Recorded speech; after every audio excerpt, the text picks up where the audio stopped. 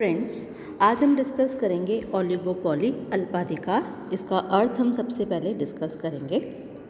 Oligopoly is that form of imperfect competition in which a particular commodity is produced by few firms only whose products are either homogeneous or are close substitutes like iron, steel, cement, aluminium, heavy tools, etc. अल्पाधिकार अपूर्ण प्रतियोगिता का वह रूप होता है जिसके अंतर्गत थोड़ी सी फर्में वस्तु का उत्पादन करती है और वे या तो समान वस्तुओं का उत्पादन करती है या ऐसी वस्तुओं का उत्पादन करती है जो कि निकट स्थानापन्न होती है, जैसे लोहा है, इस्पात है, सीमेंट है, एल्यूमिनियम है, भारी उपकरण है आदि।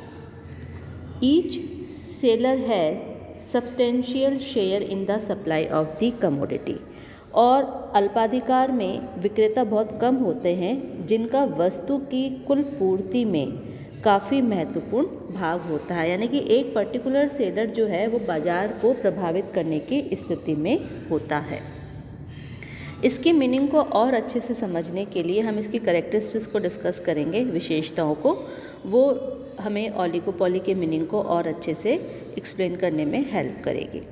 उस कैरेक्टरिस्टिक्स में पहली विशेषता है फ्यू सेलर्स, थोड़े विक्रेता।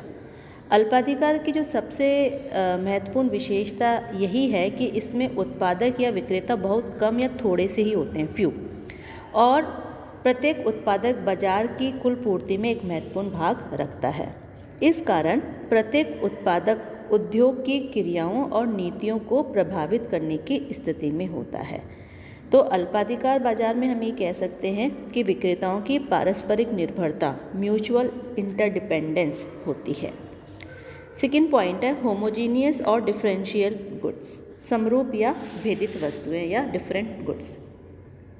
अल्पाधिकार विक्रेताएं जो होते हैं उसकी वस्तुएं या तो समरूप होती है, ऐसी स्थिति में हम उसको विशुद्ध अल्पाधिकार बोलेंगे, ठीक है, और या उसमें निकट स्थानापन्न है वस्तुएं में और कुछ अंतर है, और ये अंतर का आधार किस्म है, पैकिंग है, ब्रांड है, ट्रेडमार्क के आधार पर अलग अलग भी हो सकती है। तो इसे हम भेदित अल्पाधिकार यानी कि डिफरेंशिएट ओलिगोपोली बोलेंगे, और अगर समान है तो इसको होमोजीनियस ओलिगोपोली बोलेंगे। नेक्स्ट पॉइंट है इंटरडिपेंडेंस, परस्पर निर्भरता। अब चूंकि ओलिगोपोली में, अल्पाधिकार में फर्मों की संख्या बहुत कम होती है, इस कारण एक फर्म द्वारा जो भी वस्तु का मूल्य, उत्पादन और गुण निर्धारित होता है, अगर उसमें परिवर्तन वो करता है तो उसका प्रत्यक्ष प्रभाव उसके जो कॉम्पिटिटर्स होते हैं उसके लाभों पर पड़ता है। सपोज़ एक फर्म अपनी सेल को बढ़ाने के लिए प्राइस को कम करती है, तो दूसरी फर्म में भी क्या करेगी, प्राइस को कम करेगी, क्योंकि उन्हें भी मार्केट में टिकना है। तो इस प्रकार अल्पाधिकार फर्मों की जो कार्य पद्धति है वह परस्पर निर्भर होती है, एक दूसरे को प्रभावित करती है। नेक्स्ट पॉइंट है एडवर्टाइजिंग एंड सेल्स प्रमोशन, विज्ञापन और विक्रय संवर्धन। अल्पाधिकार में उत्पादक या विक्रेता को विज्ञापन और विक्रय संवर्धन की क्रियाओं में बहुत अधिक खर्च करना पड़ता है।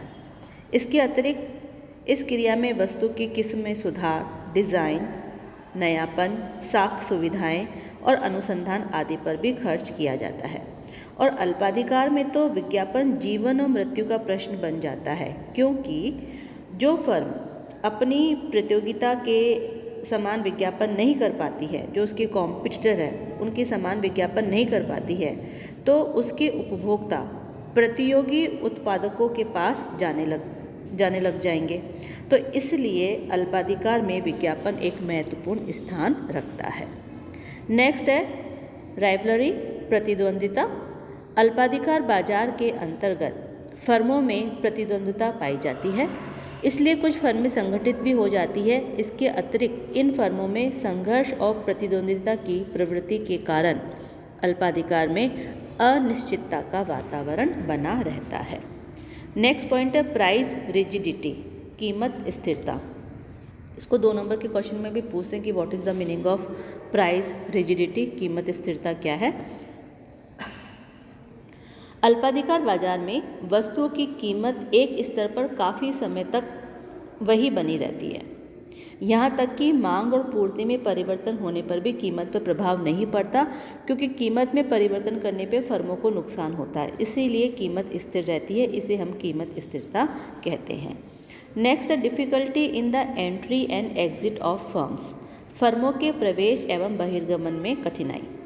अल्पाधिकार में नई फर्मों का प्रवेश कठिन होता है, क्योंकि अल्पाधिकार फर्में स्वयं में बहुत बड़ी होती है और कच्चे माल पर पूर्व में स्थित फर्मों का अधिकांश भाग पर स्वामित्व होता है, अथवा उनकी वस्तुएं पेटेंट राइट एवं ट्रेडमार्क द्वारा सुरक्षित होती है।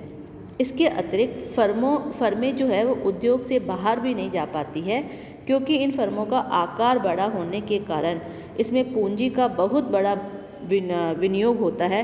तो इतने बड़े इन्वेस्टमेंट को छोड़ के कोई फर्में बाहर भी नहीं जा सकती है। नेक्स्ट है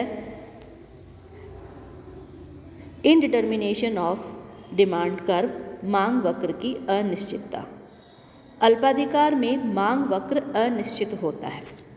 इसका कारण यह है कि अल्पाधिकार फर्म कीमत निर्धारित करते समय जो अपनी प्रतिद्वंदी फर्में हैं उनकी प्रतिक्रियाओं की अपेक्षा नहीं कर सकती कि भाई मैं जो कर रहा हूँ उसके अगेंस्ट में मेरी जो प्रतिद्वंदी फर्में हैं, कॉम्पिटिटिव है मेरे, वो क्या एक्शन लेंगे।